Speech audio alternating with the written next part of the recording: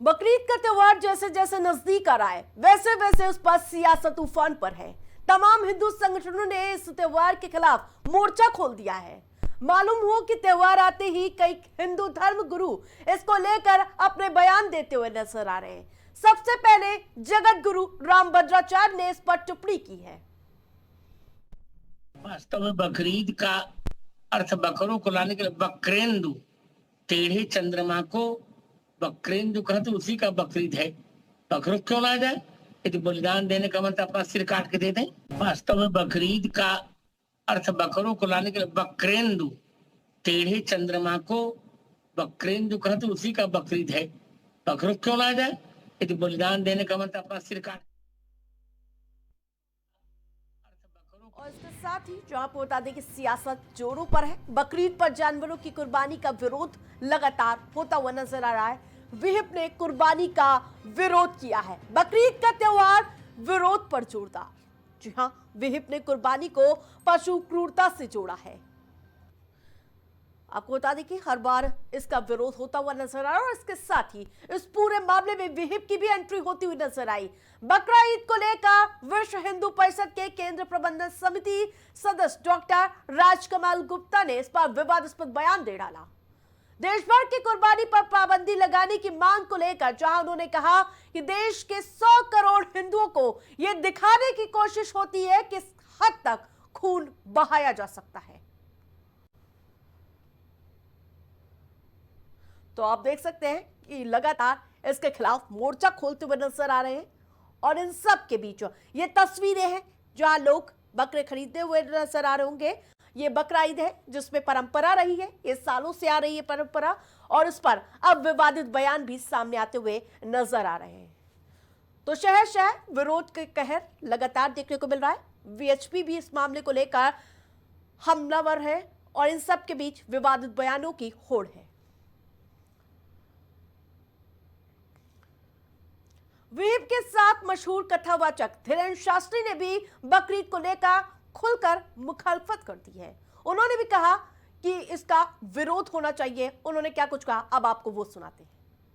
ये जीव हिंसा किसी भी संप्रदाय में, किसी भी कल्चर में, किसी भी संस्कृति में, किसी भी मजहब में है, निश्चित रूप से वो निंदनीय है। वो किसी भी प्रकार से हो, हम बलि प्रथा के पक्ष में नहीं हैं। इस प्रकार से हम बकरीद के भी पक्ष में नहीं हैं।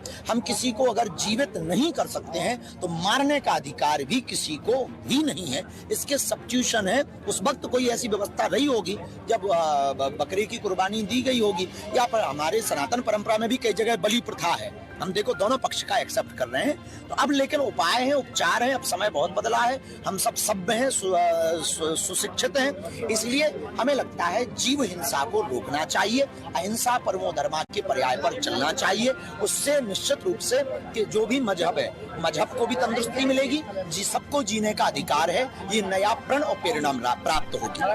बकरीद के त्योहार का विरोध लगातार होता दिखाई दे रहा है। इस पूरे मामले में बीजेपी के फायर ब्रांड विधायक नंद किशोर गुर्जर भी कूदते हुए नजर आए। हाल ही में वो अभी मीट व्यापारियों की दुकान बंद कराकर भी चर्चा में आए थे। लॉनी के अंतर्गत एयरक्राफ्ट ऑर्डिनेंस लगता है।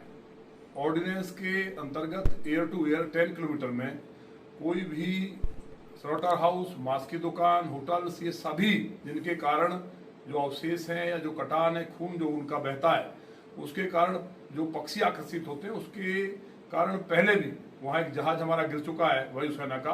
तो इसलिए उसको प्रतिबंधित किया गया। जहाँ भी एयरफोर्स स्टेशन है वहाँ ऑर्डिनेंस लगता है। तो ये अगर वहाँ इस तरह की बकरीद के नाम पे अगर पशुओं का कटान होगा तो एक तरह से राष्ट्रद्रोह का मसला बनता है।